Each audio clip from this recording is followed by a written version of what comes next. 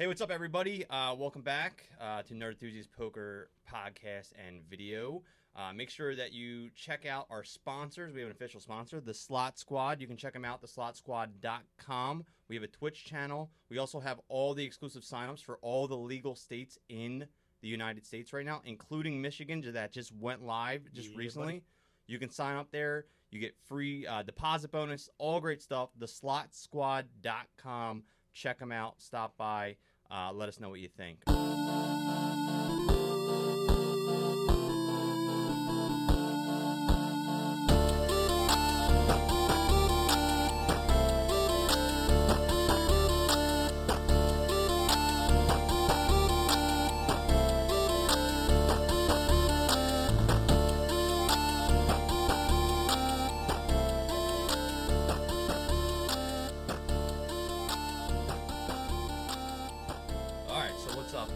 Harrah's Poker Room back in action. Yep, opened up December 26th of 2020. Harrah's Atlantic City, that is. Yes.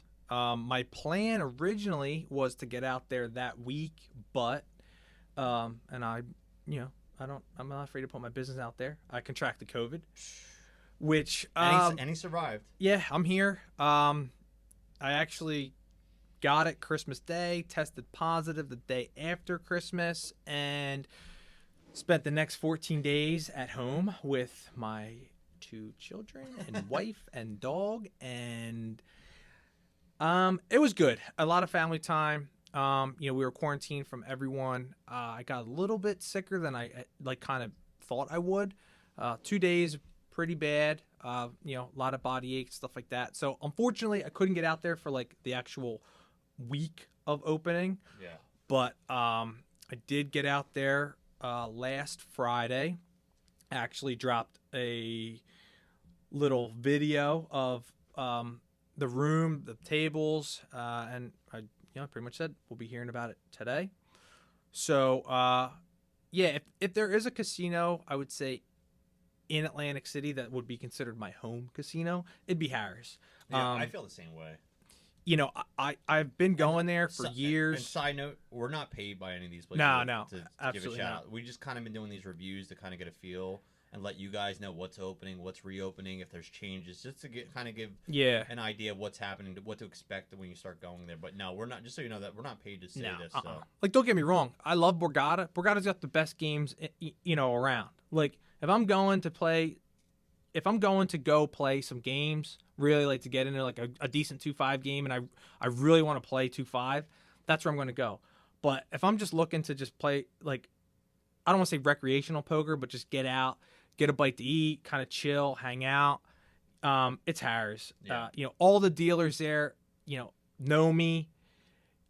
That might not be a good thing, but it's just like I said, it just feels like it's comfortable for me. Home is the way I describe it. So. Yeah, I miss playing Harrah's for sure.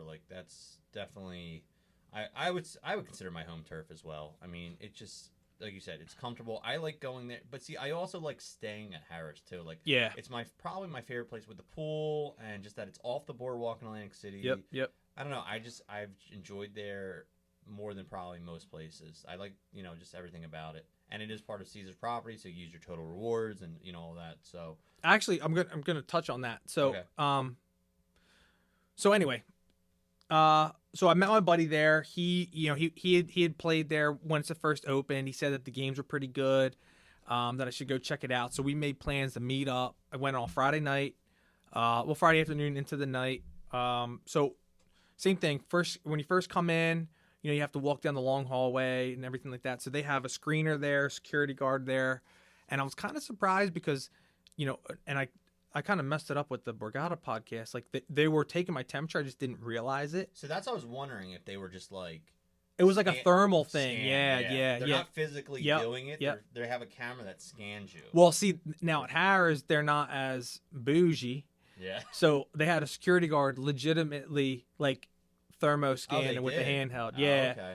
So I got zapped as soon as I went in. Went downstairs, and honestly, it was quiet for a Friday afternoon. Going through the casino to get to the poker room because you have to walk through the floor and things like that. But I mean, the poker room was was popping. Is any of the restaurants open or no? Restaurants are open. Okay. Yep. We actually wound up taking a break halfway through our session. We went up to Gordon Ramsay, ate up there. But yeah, I was surprised. They had when I first got there, they had about five games going, mostly 1-2, and now they're spreading 1-3. So as soon as I got there, put my name on the list, 1-3, boom. Within 5 minutes, I had a seat. Sat down. How many tables about are they running all together? Like how many of those they have the plexiglass dividers of it? So do you remember how many were actually set up? Are they all set up with it, or was it just like a good majority of the tables in the front of the room had the plexiglass dividers? I didn't see any in the back, but I wasn't really like in that area. Like obviously everything's moved towards the front, but by the time I had left that after my session, they probably had about 8-9 tables going, and most of them were no limit tables. I think they might have had like one or two 4 tables going.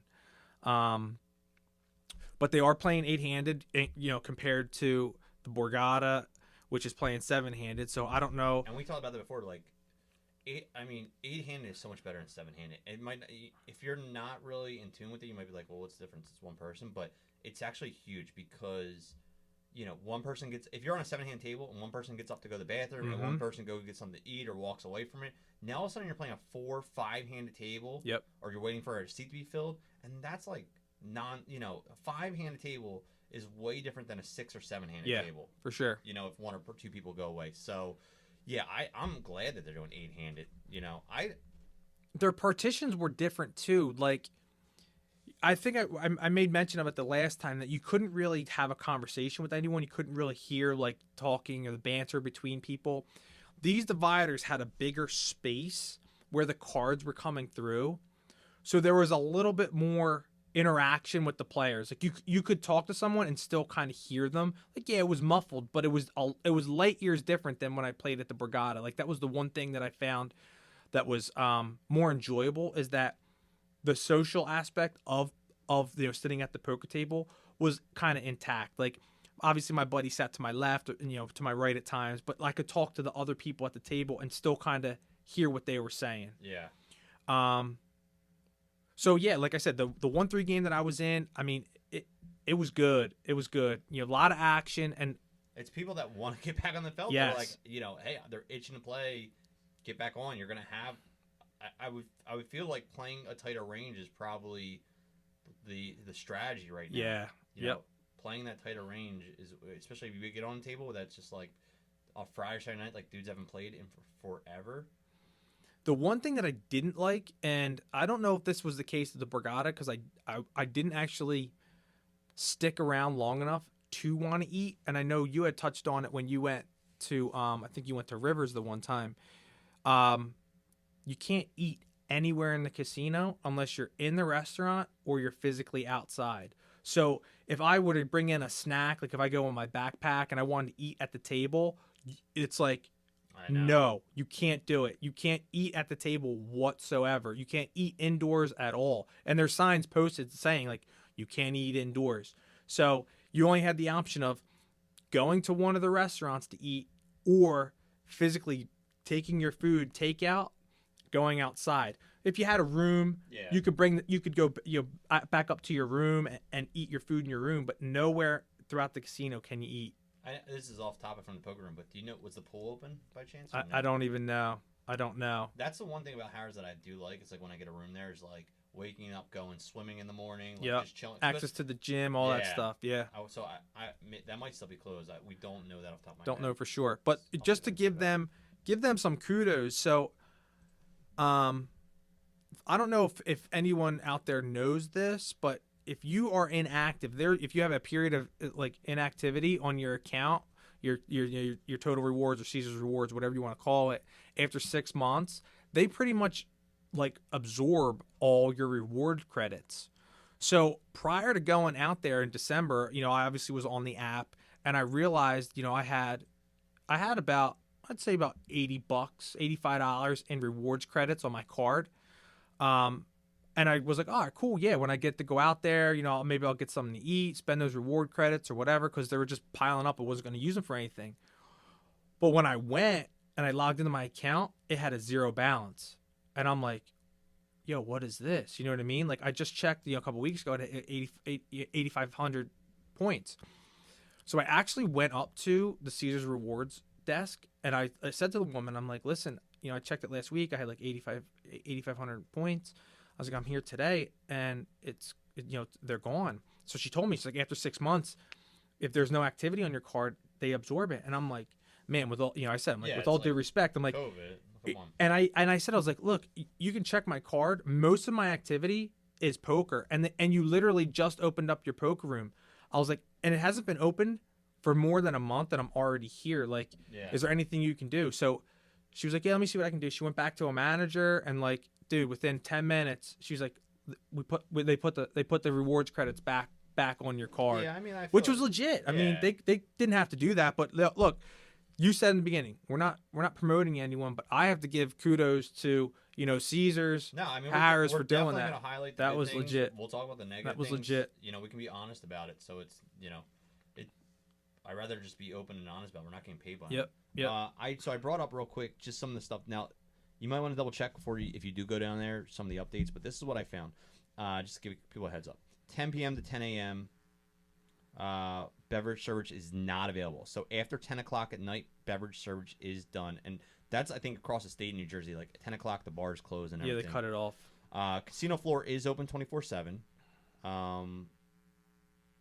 So here's what you're saying with the food. During the curfew period, food and beverages must be consumed only in the guest room or designated outdoor areas. Yep.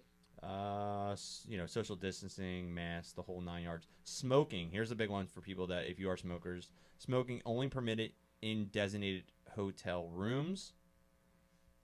I looked at the pool here. It says that it's open only to hotel guests, which that's pretty much what it was before anyway. But it says Friday and to Sunday, 10 a.m. to 8 p.m. Monday through Thursday, 10 a.m. to 6 p.m. And then Friday to Sunday, 6 to 8 p.m. adult swim only. So it looks like the pool is open. So that's awesome for me. Yeah. So yeah, like I said, I dropped a buy-in, no big deal. But I had a blast. I was there from probably about 4 till about 1 in the morning. And like I said, the game I was in was pretty good, super juicy. I was playing like a 2-5 game, which most 1-3 tends to. But the action pre-flop was unreal. Raise the 20, get 6 callers, 120 the pop before the flop. Tons of action post-flop. So, again, if you guys are itching to get out there and play, check out Harrah's. The games are good, especially when I went that Friday night. And my buddy, like I said, he's got no kids, no wife. He's out there, and he's cleaning up. He's having a really good time. He's enjoying it. So, check it out.